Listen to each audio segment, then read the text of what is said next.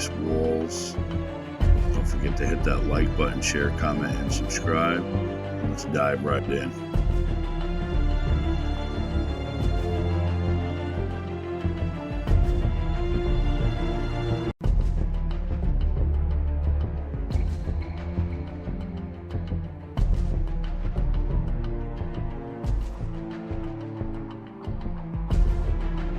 Welcome back to Beyond the Curve, where we like to expose truth while examining lies, where we use our brain and mind to see with our eyes. So come with us on this journey.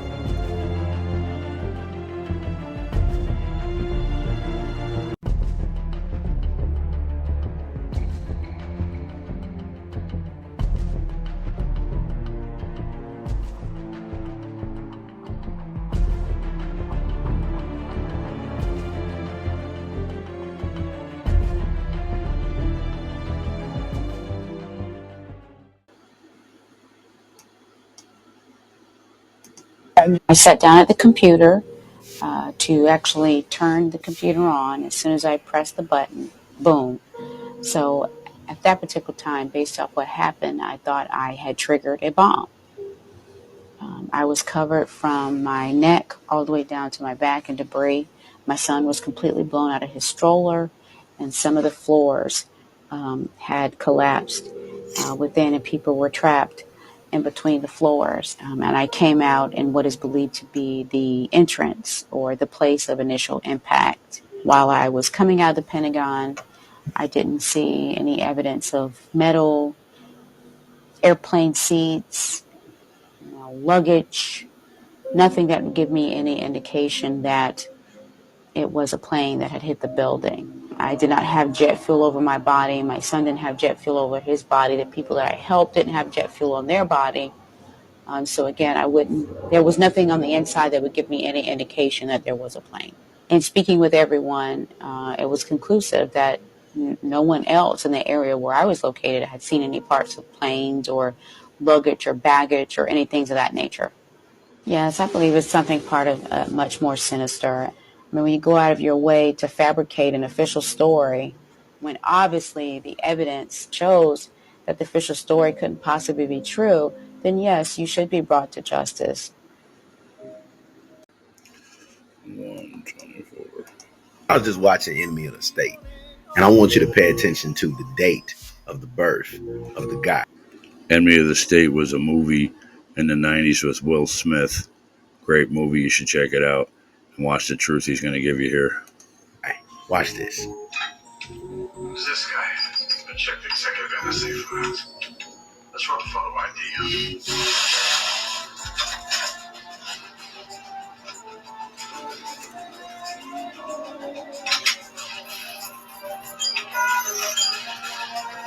Reynolds Thomas Bryan, born 9/11/40. Lieutenant in Physical Studies, CPA. RFP, Princeton. Removed from the state since 95. This guy's not a professional, he's a politician. His birthday was 9/11. Yeah, I know you already knew that, but check this out. I paused the video at the right spot. Look at what his job was.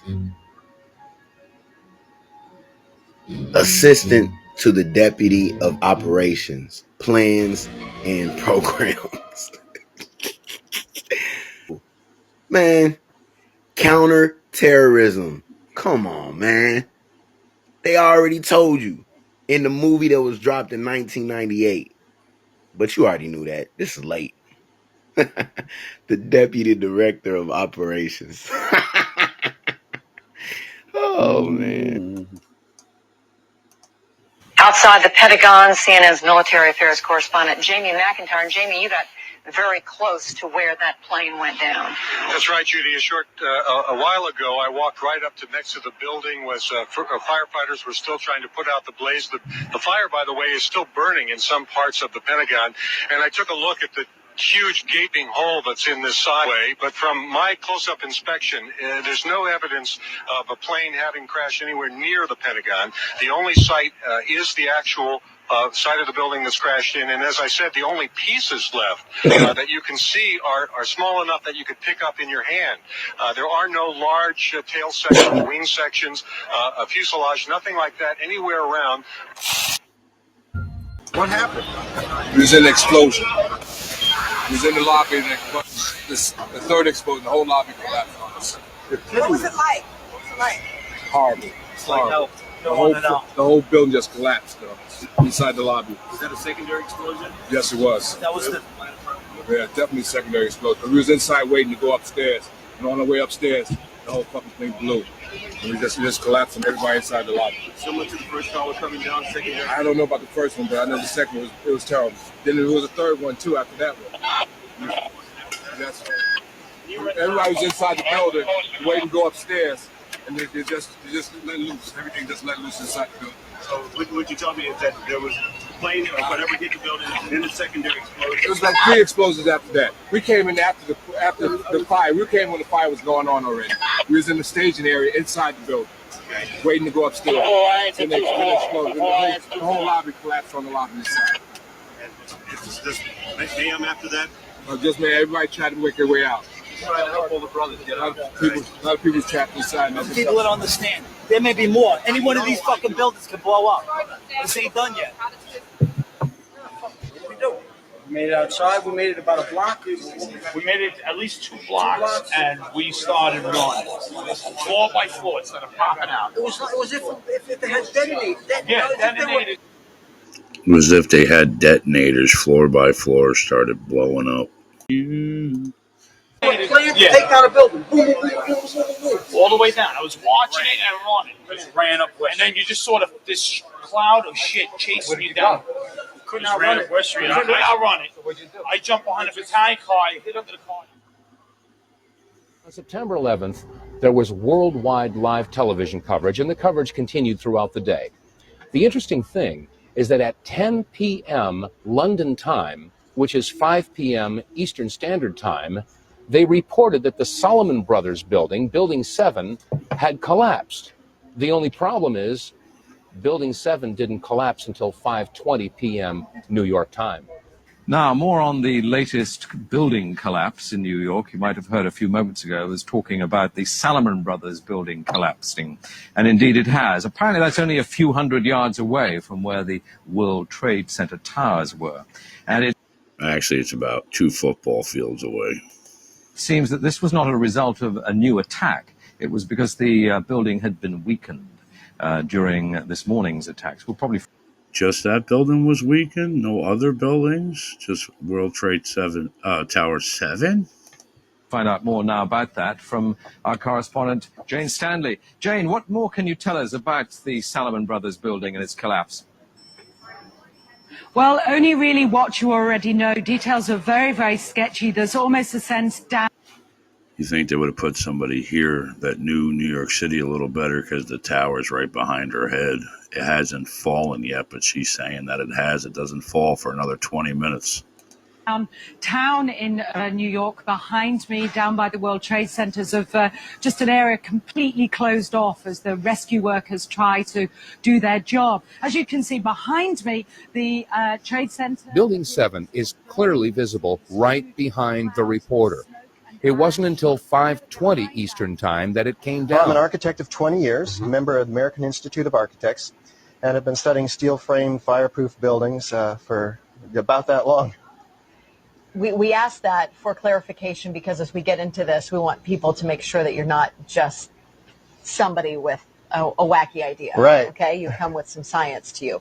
What is the official reason for the collapse of the World Trade Center towers? Well, we're told that the planes hit the buildings, and there was an explosion and a fire, and about an hour and a half later, in the case of the North Tower, the buildings collapsed due to structural weakening due to the fires. Mm-hmm. The problem is that we don't have large gradual deformations associated with collapses, and fires in high-rises have never brought down a steel frame high-rise building at all, ever.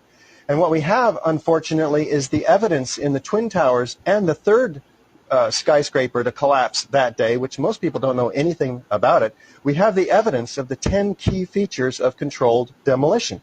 In the case of Building 7, it collapses straight down into its own footprint at free fall speed in the first 100 feet.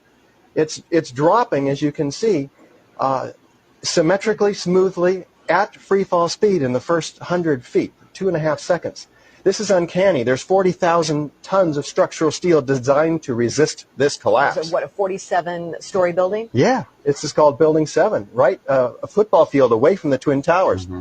Okay, so what we're showing is left what happened. In fact, right is a controlled where you are using, or the people who made this happen, used demolition. Indeed, and so this is a direct comparison. And you can see that, indeed, almost free fall speed, free fall acceleration through 40,000 tons of structural steel. That is uncanny. So we have 700 architects and engineers demanding a new investigation as a result of this evidence and the evidence in the World Trade Center that is very explosive. Almost every architect and engineer we show this information to agrees with us that these are controlled demolitions.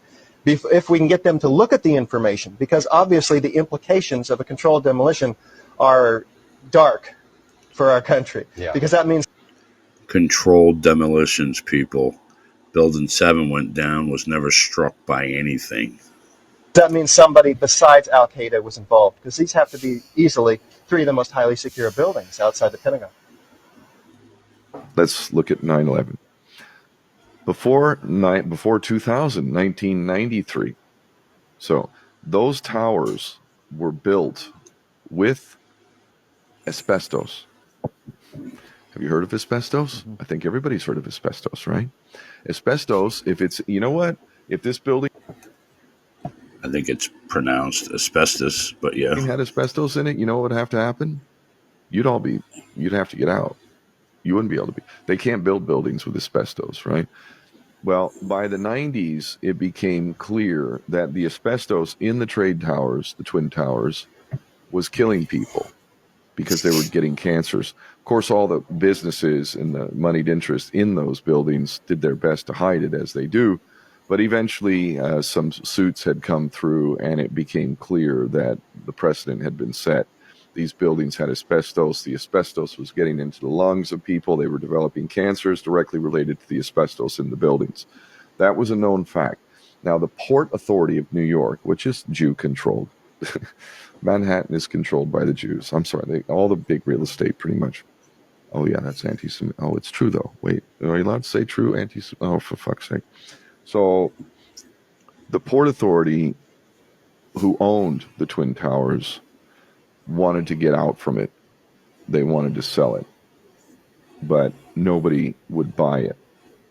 So they tried to release their lawful ownership of it, and they had gone through a 10-year period of lawsuits, or a case, a legal case, to get out from having the liability of these buildings, right? They tried to farm it off. They couldn't do it. And they lost the final case, like where they're liable now. So now the cost to remove the asbestos from the Twin Towers was in the billions, literally. So these buildings were actually already half empty come 2000, 2001. There were already Bear Stearns, I think, or I forget, and one of those, they had already moved out because a case had come through, and like it was the precedent. Like all the companies that are leasing in that building are now going to be sued from anyone who gets any cancer, which is going to happen because there's a lot of long-term employees in there. So the buildings, again, everything I'm saying here, I can back up. I will destroy anybody who wants to debate me on this. I'll make them look stupid. These buildings were worthless. The cost of removing the asbestos was worth far more than the actual buildings themselves. The Port Authority had lost its long-standing attempt to get out from under the buildings, and we now reach 2001, July, and lo and behold, 2 Jewish billionaires buy these buildings. Most don't know. I don't know any of this. Frank Lowy, Lucky Larry Silverstein. 2 Jewish billionaires. So these are Jewish billionaires. Usually businessmen are kind of savvy about things. Usually, if you're looking at a business deal where the Port Authority is trying to get rid of buildings that are full of asbestos because the liability that they would incur from trying to remove that stuff is in the billions, and they haven't been able to get rid of it. They've tried a lawsuit. They've tried a suit to get out. They can't do it. And now that these buildings are truly nothing but billions of debt and liability, 2 Jewish billionaires, Frank Lowy and Larry Silverstein, connected directly to Mossad. What is the motto of Mossad? By way of deception, thou shalt do war. These 2 Jewish billionaires connected directly to the power structure within Israel and Mossad take control of the buildings. Guess what that means? Mossad had full access to the buildings for 2 months previous to 9/11, 2001, because they just bought the buildings. Now, in that time that they bought the buildings, they doubled the insurance on the buildings. They increased the insurance. So they increased their policy on these worthless buildings. Okay, that's interesting. So these 2 Jewish billionaires just transferred billions of liability into their hands and increased the insurance. On the day, this is fairly well known, but again, people who don't know and don't care about truth and happy to fucking go along with whatever they're doing in their lives, there's put options that were predicting the fall of American Airlines stock that we know are connected to the CIA. And we saw on that day, everybody was betting on the stock going down. Kind of worked out well there, because when the buildings got hit by planes, the stock of the airline companies went down, and so they made a killing. Larry Silverstein and Frank Lowy, the 2 Jewish billionaires who had control of these buildings, which meant the whole control of the security of the buildings was in the Jewish billionaires' hands. Mossad, we have actual video proof evidence that shows Mossad operatives in the buildings with blasting caps. So they were actually planting some explosives in the buildings, but that's not how they brought the buildings down. This is all fact. On 9/11, we saw 2 aluminum cans run into these steel frame buildings with girders that wouldn't even budge from that aluminum can known as a plane. And there's so many other things to throw us into smoke and mirrors, but the bottom line is if we just accept planes, there's a lot of stuff to show that it's holograms, but that just makes it harder. It's definitely holograms, but I'm going to go with them. If we just say it was a plane, even though we know it wasn't, even a plane couldn't do what they did. Let's just accept that they're fucking planes, all right? So these planes, these aluminum cans, hit buildings that are steel framed, and we see the buildings on fire. Right, first building gets hit, then the second one. Now I'm up too in Hawaii. We were all watching this, were we not? We were all watching this, like the moon landing that didn't happen.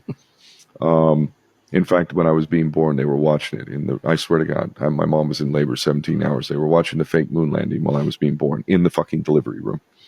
So anyway, on 9/11, these buildings get hit, and then we saw the buildings come down.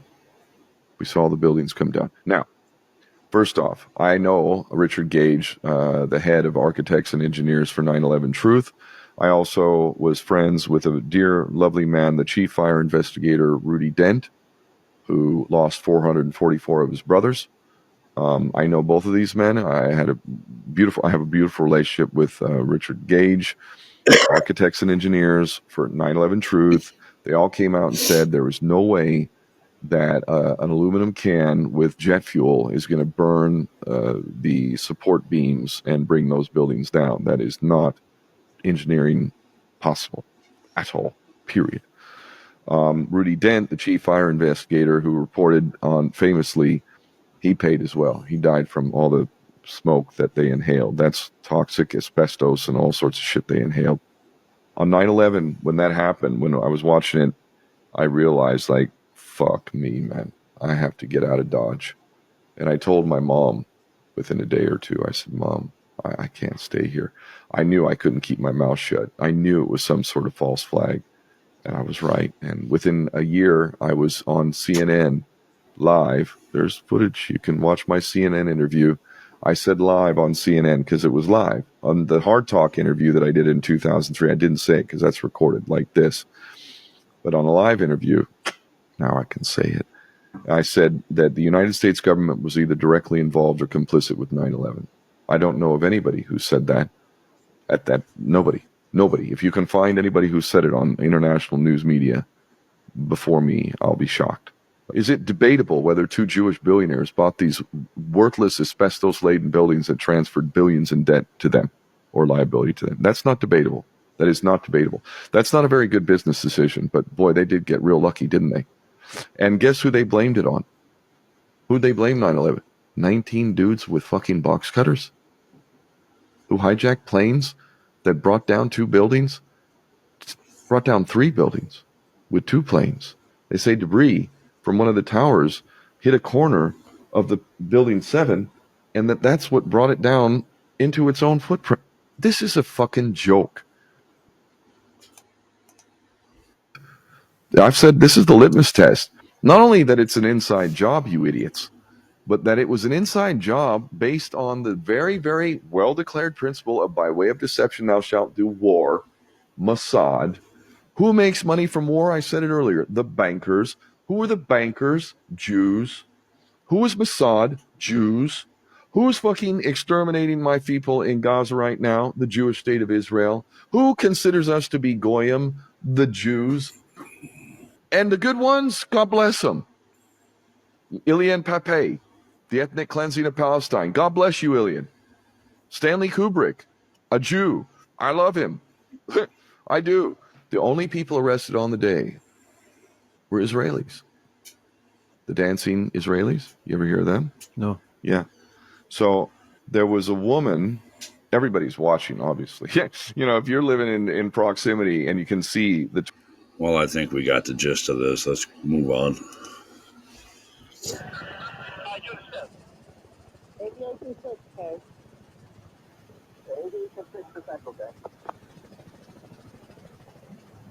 advised that on 106th floor, the floor is crumbling.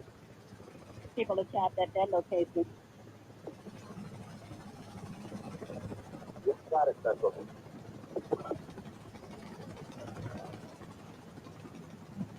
In 1993, we were able to rescue people off the roof. So having experienced this somewhat before, we kind of thought that was going to be the same game plan. You can't call 845 off. 45 space, cut you off 10-5.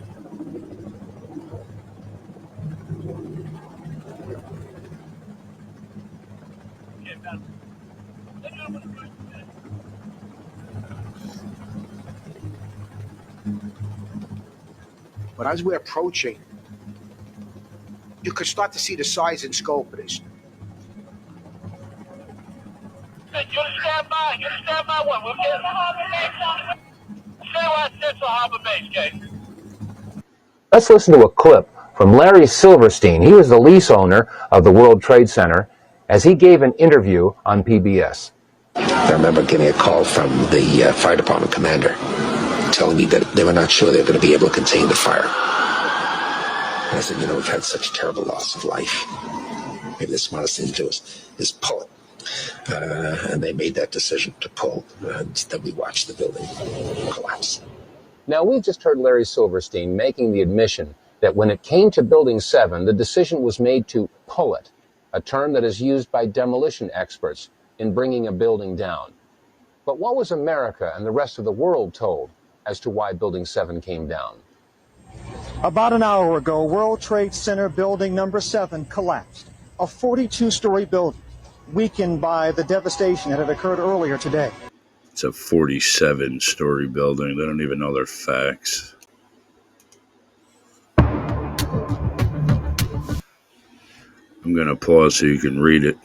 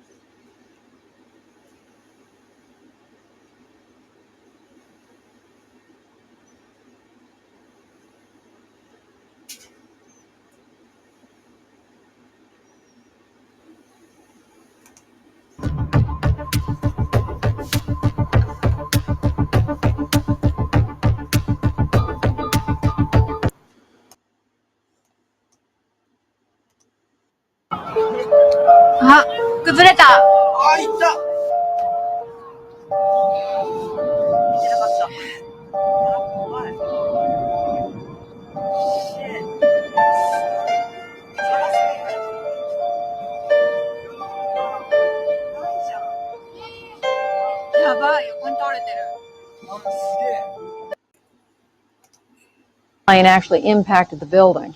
You know, it might have appeared that way, but from my close-up inspection, there's no evidence of a plane having crashed anywhere near the Pentagon. The only site is the actual site of the building that's crashed in, and as I said, the only pieces left that you can see are small enough that you could pick up in your hand. There are no large... The way we do this is by cutting the beam at an angle.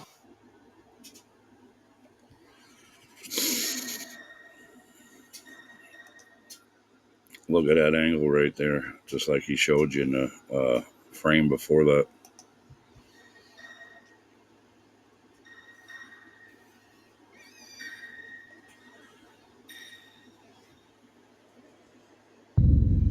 I started looking at the molten metal. All three buildings, both towers in the rubble, in the basement areas, and building 7, there's these pools of molten metal.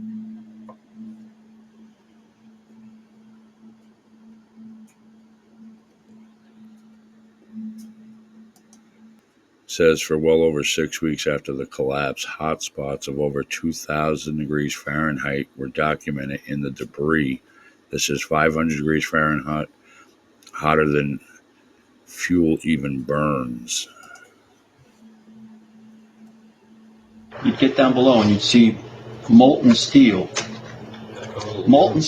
running down the channel rails, like you're in a foundry, like lava. The molten steel was found 3, 4, and 5 weeks later, when the rubble was being removed. He said that molten steel was also found underneath World Trade Center 7. So I'm looking through the official reports. What do they say about the molten metal? They say nothing. But wait a minute. This is important evidence. So where'd that come from? Thermite is so hot that it'll just cut through steel, through structural steel, for example, like a knife through butter. The products are molten iron and aluminum oxide, which goes off primarily as a dust. You know those enormous dust clouds? You can imagine when you assemble these chemicals on a large scale.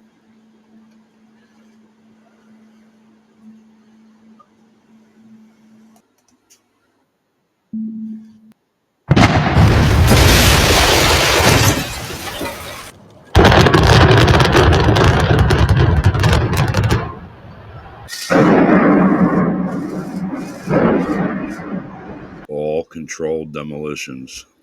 Look familiar?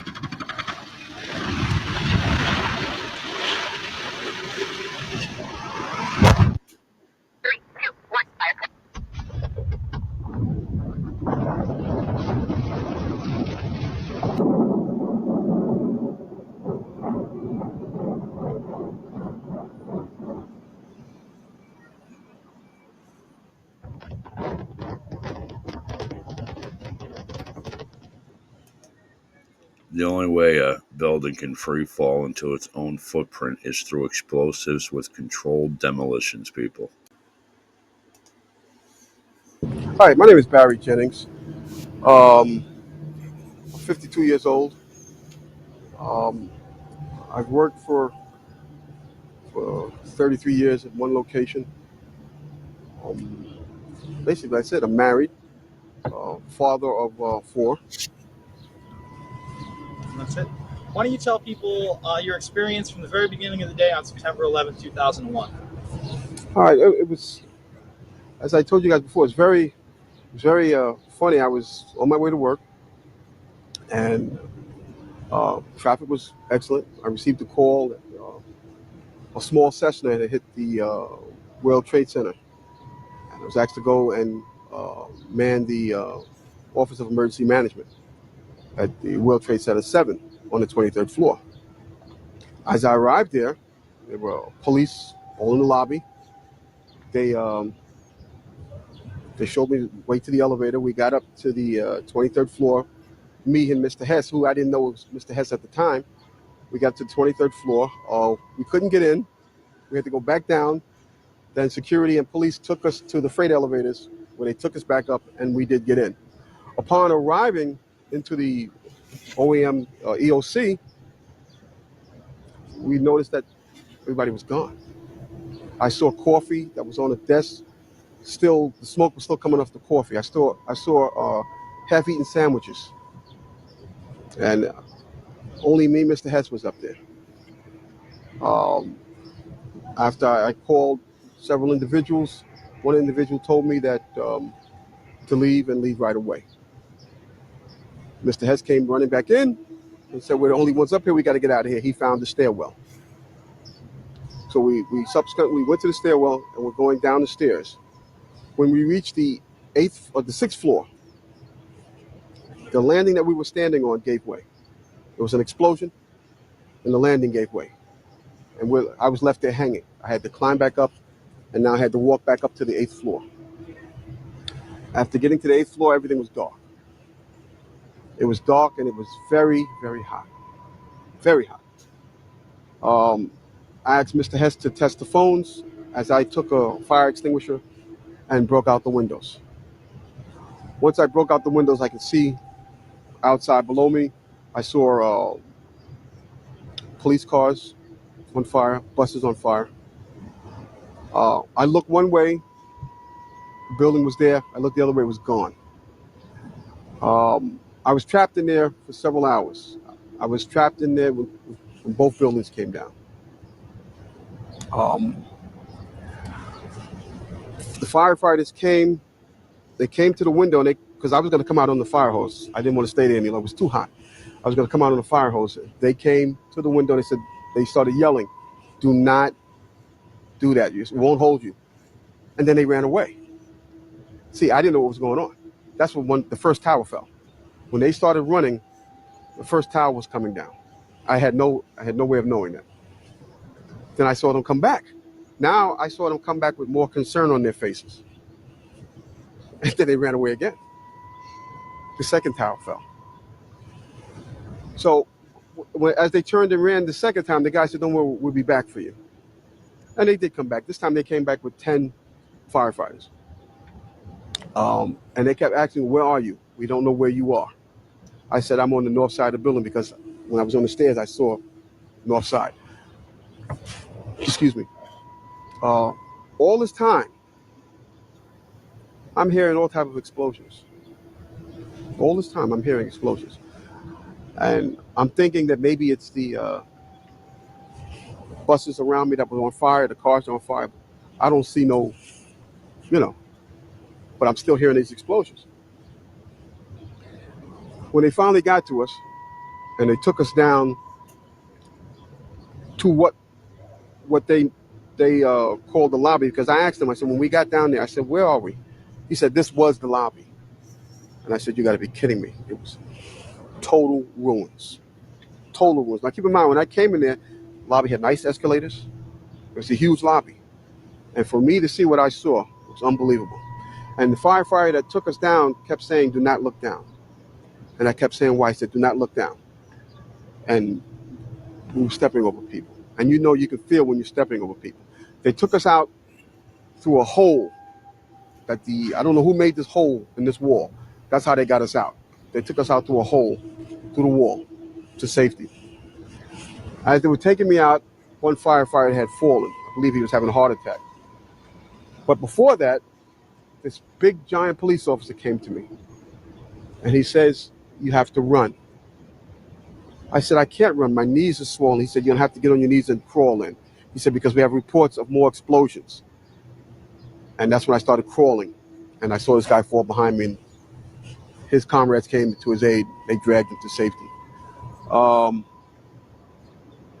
was looking for an ambulance for my knees, and at that time they told me we got to walk 20 blocks to a to refuge. Before I got there, Eyewitness News grabbed me and started interviewing me. That's basically it. No. The sound it makes. Get ready. Kite. Yes, kite. Get ready to read this word the fast way. Get ready. Key. Yes. Sound it out. Get ready. Key. Sound it out. Get ready. Key. What word? Key. Yes, tip. Boys and girls, sound this word out. Get ready. Seal. What word? Seal. Yes, steel. Read these words the fast way. Get ready. Play. Yes, play. Get ready. Must. Yes, must. Let's read these words the fast way without making a mistake. Get ready. Kite. Yes, kite. Get ready. Kick. Yes, kick. Get ready. Seal. Yes, steel. Get ready. Plane. Yes, plane. Get ready. Must. Yes. You look at when you fold an airplane, a paper plane with your money, and you go from the $1 bill to the $100 bill, okay? And listen to me when I say this, okay? I just showed you the beginning of this video on Google that they redesigned the money in 1996. They started with the $100 bill, and then they moved on to the 50, and then the 20, and then the 10. And it goes 1996, 1997, 1998, and then in 2000 they were done with the redesign. Folks, this is undisputable. They executed a plan that was already planned. Okay, here's the 1 to the 5. The towers are hit. The buildings are falling. The buildings are gone. And all there's left is smoke. Federal officials have begun a major investigation into whether someone or many people benefited financially from the evil done to the country last Tuesday. Not long before the attacks occurred, there were some financial transactions in the stock market that may indicate knowledge of the attack before it began. This could very well be insider trading at the worst, most horrific, most evil use you've ever seen in your entire life. The Thursday before the attack, more than 2,000 contracts betting that the stock would go down were purchased, 90 times more in one day than in 3 weeks. When the markets reopened, United stock dropped. The price of the contracts soared, and someone may have made a lot of money fast. $180,000 turns into $2.4 million when that plane hits the World Trade Center. It's almost the same story with American Airlines. That's a 5-fold increase in the value of what was a $337,000 trade on Monday. All of a sudden becomes what? $1.8 million. An extraordinarily high number of bets against Morgan Stanley and Marsh & McLennan, two of the World Trade Center's biggest tenants. Could this be a coincidence? This would be one of the most extraordinary coincidences in the history of mankind if it was a coincidence. But wanted it to happen. It's a ridiculous thing to say. Ridiculous. Okay, let's talk about your BBC. I have a tape of a BBC reporter broadcasting directly back to England talking about a third building has collapsed. World Trade Center Building 7 talks for 7 minutes. All the while she's talking, World Trade Center Building 7 is still standing right behind her. It didn't fall for another half hour, yet they were doing a pre-broadcast back to England that, yes, it's true, you need to that take this a break building fell and it hadn't fallen yet. If you're trying to make out the British Broadcasting Company, one of the most respected news organisations in the world, was inventing huge buildings falling over, you need to have a break, Jesse. We'll come back after the break, and we'll talk about Israel and Iran. Are you kidding me? This is a fact, my friend. That was Jesse the Body Ventura. He was a governor. You're saying our government plans to commit a terrorist act against a domestic airline? There you go. Indicting the entire government as usual. It's a faction. A small faction. For what possible gain? The Cold War's over, John. But with no clear enemy to stockpile against, the arms market's flat.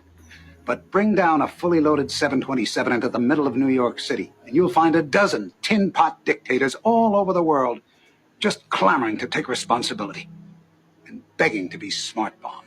I can't believe it. This is about increasing arms sales.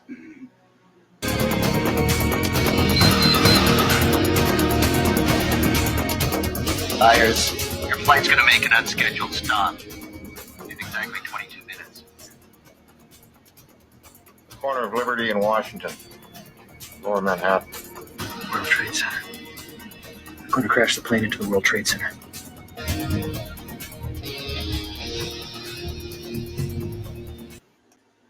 Well, those are all the videos I had for you today. I hope you watched them not only with your eyes, but with your mind and with your brain. Don't forget to hit that like button, share, definitely comment, subscribe, and I'll catch you on the next one.